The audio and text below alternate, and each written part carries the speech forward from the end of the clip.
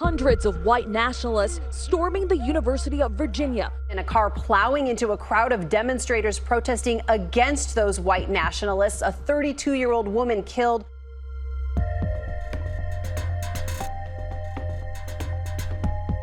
When you look at white supremacist groups, a lot of what they do in terms of recruitment is kind of like what you might call a soft sell. Kind of reel the person in. It's almost like, getting fish on the hook.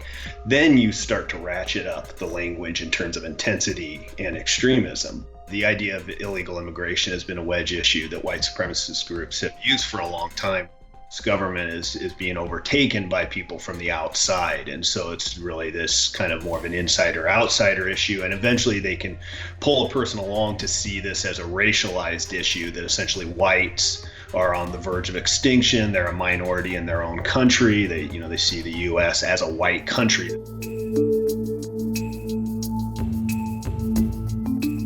There's kind of a misnomer or kind of folklore stereotype about white supremacists tending to be people from lower socioeconomic backgrounds, people who are less educated, redneck with a gun rack on their pickup truck type thing, There's also folks who are involved in white supremacist groups that are highly educated, doctors, lawyers, engineers, and so forth, people that come from middle-class backgrounds, that come from upper-class backgrounds. So you do really get a wide cross-section of folks who get involved in white supremacist groups. And this is really important to underscore because it shows that these groups have a much broader kind of recruitment potential than folks often recognize. One of the things that we find is that individuals often have backgrounds where they've experienced substantial trauma before they ever come in contact with white supremacist groups. The white supremacist group, though, gives them an ideology. It gives them an outlet for their feelings of frustration and aggression that stem from this unresolved trauma.